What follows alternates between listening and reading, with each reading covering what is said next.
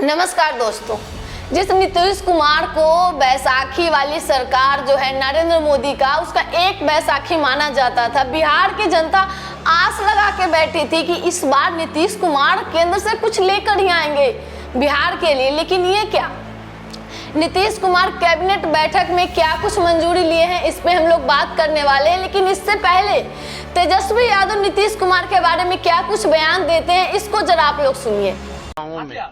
कि बिहार को कई चुनावों में कि बिहार को विशेष राज्य का दर्जा देंगे, लेकिन इस चुनाव में नहीं कहा था। और इस बार बिहार जो है निर्णायक भूमिका में है, और मंत्रालय जब बिहार के लोगों को दिया गया तो कहीं ना कहीं से झुनझुना जो है थमाया गया।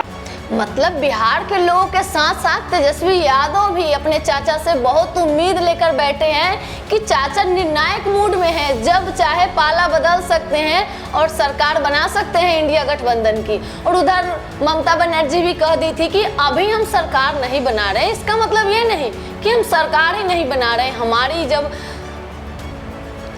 हम सरकार ही नहीं बना रहे तो इसके मतलब ये क्या है, अंदर ही अंदर कुछ खिचड़ी पक रही है और इनके पास बहुमत नहीं है। जब बहुमत हो जाएगी फिर ये अपनी सरकार बना लेंगे। और उधर कांग्रेस भी दावा ठोक रही है, एबीपी न्यूज पे चल रहा था कल की अब सरकार हम बनाएंगे, जब चाहे मोदी सरकार को गिरा सकते हैं। तो इतनी बड़ी न्यूज और इतने बड़े चैनल पर चल रहा है, इसके पीछे तो कोई कारण होगा ना दोस्तों, कोई तो गेम है जिसके अंदर ही अंदर चल रहा है। राहुल गांधी और कांग्रेस की तरफ से ये बड़ा दावा है कि इस बार हम जब चाहें सरकार गिरा सकते हैं, क्योंकि इस बार जो विपक्ष है वो पूरी मजबूती में है। और इस बार जो है नरेंद्र मोदी एक अकेला सब पर भारी कमजोर पड़े बैठे हैं। और इसका कारण आरएसएस के संचालक ने बता दिया कि इंसान के अंदर अहंकार हो जाए तो राम ऐसे ही अहंकार तोड़ते हैं। और मोहन भागवत का तो खबर चल ही रहा था जिस तरह से, उसके बाद तुरंत उसके बाद आरएसएस के एक और नेता इंद्रेश कुमार ने भी बीजेपी हमला बोल दिए, मोदी सरकार को टारगेट करके बैठे हैं। भले बाद में अपना बयान बदल दिए हैं, लेकिन कहीं ना कहीं हमले में उन्होंने बताया कि अहंकार के कारण इस बार जो है इतनी बड़ी हार हुई है बीजेपी की। और आप भी जानते हैं कि जिस तरह से पिछले 10 सालों में नरेंद्र मोदी अपनी मनमानी कर रहे थे, कोई भी नियम तुरंत देश के लोगों पर थोप दे रहे थे।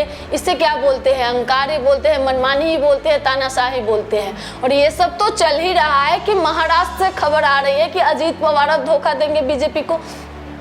मतलब चारों तरफ से बीजेपी के लुटिया गायब है।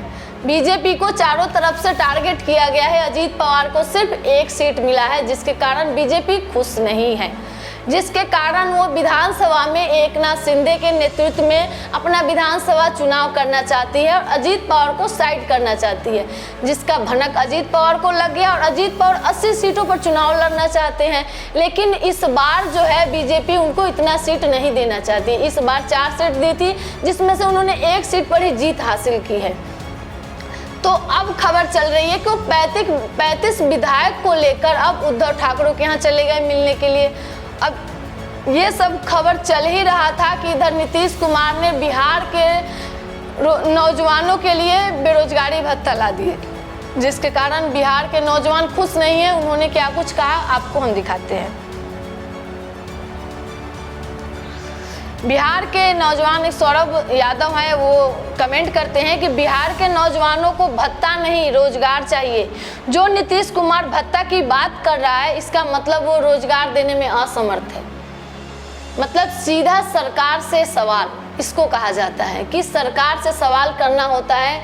जो नीतीश कुमार देश को, बिहार को विशेष राज्य की दर्जा दिलाने वाले थे, कई तमाम मंत्रालय लेकर आने वाले थे, लेकिन हाथ कुछ नहीं लगा। ऐसी क्या कमजोरी है, ऐसी क्या मजबूरी है, इतने पर तो नीतीश कुमार अब तक पलट जाते। लेकिन कोई तो कमजोर कड़ी है जो बीजेपी और नरेंद्र मोदी पकड़े हुए हैं नीतीश कुमार का, जिसके कारण इस बार जो है नीतीश कुमार टस से मस नहीं हो पा रहे हैं। अंदर ही अंदर खोखला हो रहे हैं, उछल रहे हैं, गुस्सा रहे हैं, लेकिन कुछ कर नहीं पा रहे हैं। लेकिन देखना है कि कब तक ये गुस्सा और कब तक ये नाराजगी कायम रहती है, क्योंकि विधानसभा का चुनाव 2025 का चुनाव अब सामने ही है। क्या इसको लेकर नीतीश कुमार बीजेपी के साथ है या फिर कोई और राज है, इस पर भी खुलासा होगा, आपके सामने रखेंगे।